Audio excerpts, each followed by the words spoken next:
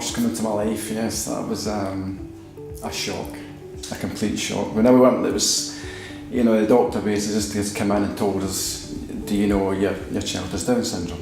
Which I couldn't speak for about 2 or 3 hours after that, you know. So it was, that's the only word I could use, is shock, you know, it was a complete shock to us all. And then after a few hours go by, you start to realise, okay, you know, you have a daughter here, you've got responsibilities now. It kind of takes hours and days and months, you know, and after this period, we have a wee girl, a joyful wee girl, you know, so we're delighted to have her regardless what problems she has, you know. So at the stage now that she's been through primary school, mainstream, and she's just now started mainstream high school.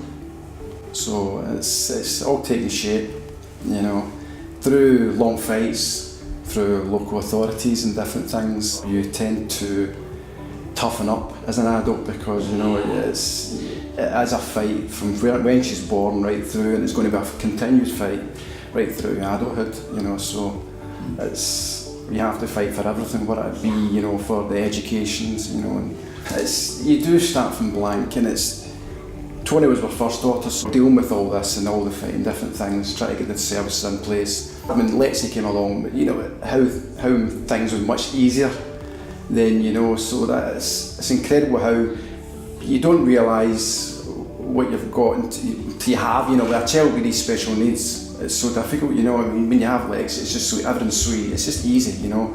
She gets on with it, and it has been very difficult. I mean, there's no hiding, getting away from all that, you know. But it's been great and hard at the same time.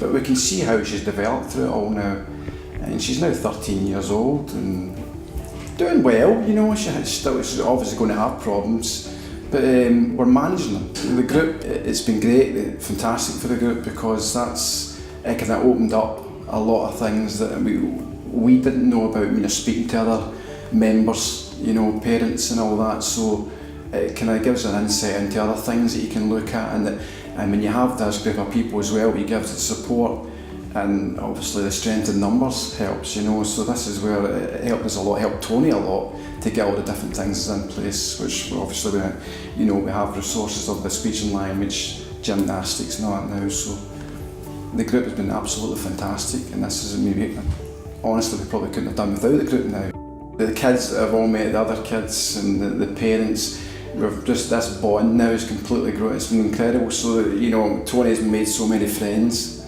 you know, through all this, and it's, you know, so have we, you know, so it's become now the one big family.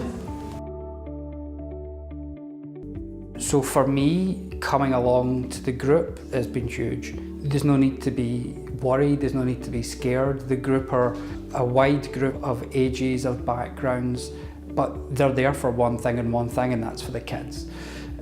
You know, so come along, meet with us, whether it's once or twice a year, or whether it's, you know, just come along to the social events. It's all worthwhile because we're all doing it for the same reason, for the kids. We joined the group when Rebecca was about a year old, and at that point, being able to get that early feedback and engagement allowed us to work with the Skylark Clinic in Inverclyde Royal Hospital to make sure that we were able to get Rebecca into a nursery that had additional capability for children with additional needs. And it was really through the group that we were able to get that steer and direction to make sure that we were putting Rebecca in the right place.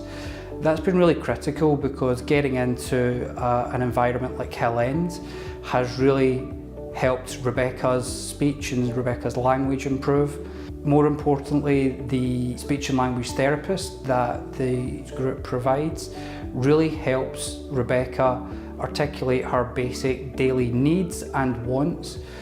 Without that additional engagement that we get through the speech and language therapist, Rebecca wouldn't be at the same level of her grammar, her language, and being able to articulate her needs and wants. So without the group, we would most definitely be in a much more challenging position in terms of schooling. Rebecca's now 5 years old and she started in mainstream primary this year, and I'm absolutely certain that wouldn't have been the case without the support of the group. The biggest thing, and first and foremost, is thank you. You know, you're all here today, you're all here to help because you no doubt know someone in this room who either has Down syndrome or is the parent of a child with Down syndrome. And every single one of us will give you a heartfelt thank you. And for every single one of us, this group really helps, whether it's day-to-day or speech and language. Everything this group drives is for the kids and the parents, but mainly for the kids, and they're the most important thing here. So, you know, thank you to everyone, whether you know you're here, whether you're donating. You know, if you win a prize, fantastic. But you know, being here is the most important because we're all surrounded by people that we love, for the ones that we love. So thank you. One of the main difficulties children with Down syndrome have is low muscle tone, and that affects their speech in quite a lot of different ways. So they don't have muscle strength, and that affects their ability to speak clearly and to be able to pace themselves in what they're saying. So the kind of therapy that we do, we build up the endurance of their muscles and the precision of their muscles. They can't move their muscles as fast, so we have to practice it a little bit more. We try and use, in all the different settings we work in, we try and use the language that's relevant. So if we're using different vocabulary that's in the classroom, we use that. But also we can use the toys to get the language, like the pop-up pirates. You're learning to say a sentence with that, you're learning to say the two words together. And that's what Rudy was doing today. We're trying to get him to use two words together. So if he can say yellow sword or red sword, then that's helping to expand his language a little bit. If he finds it fun, it's a game. And typically developing children, it takes them until 0 to 5 to be able to say a clear sentence, and it takes them until 5 to have all their sounds. So we know there's a pattern of how they learn to say sounds. So we work at those stages, whatever stage the child is at with either their speech or their language, we work in that to build up to it. Connie was doing some higher language work. She's looking at expanding her vocabulary and being able to interpret different social situations and to use emotions and to be able to think what other people might be thinking. Want them to be able to be as independent as they can and as confident as they can, and to have as many social opportunities as they want to have, and for that not to hold them back in any way. So we use it, the who, where, what, when template helps them to organise what they want to say and be able to get their message across. And hopefully that will enable them in all situations, whether they're at college or they're at school and being able to retell a story, or whether they are out socialising with their friends and be able to tell them what they were doing last week. It's all the same approach they would use. I think it's been great to work with all the teachers and all the support staff in the schools. I think that's been really good. Usually what we do is we set joint targets, and then I work with the teachers and I work with the special needs assistant, and we set targets together based on what the child's learning in class and what targets I see that they need, and we put that together and then we both work on it so that the child learns not only the technique but how to use it in everyday life, which is important. It's getting the carry over. Speech and language therapy, traditionally we use a lot of pictures, and children are using iPads more often, and we don't know when all these children leave school, the technology will have advanced further. What we've done is we've found a few apps that work for all ages, and we use those apps to teach vocabulary and speech and then to tell stories. So it's to work on speech and language together, and all the children are familiar with the apps, and then the teachers can use the apps as well so that they can add in new vocabulary. If they're doing a new topic or a new subject, then they can add that in, and then the children can practice that at home. It's been good for all the children making transitions to high school and to school this year, because they've gone in August with the apps all installed, and then we can go in and just show the teachers what to do, and they're all now quite confident in using them as well. Lee has lots of ideas, but he's not able to get his message across as well.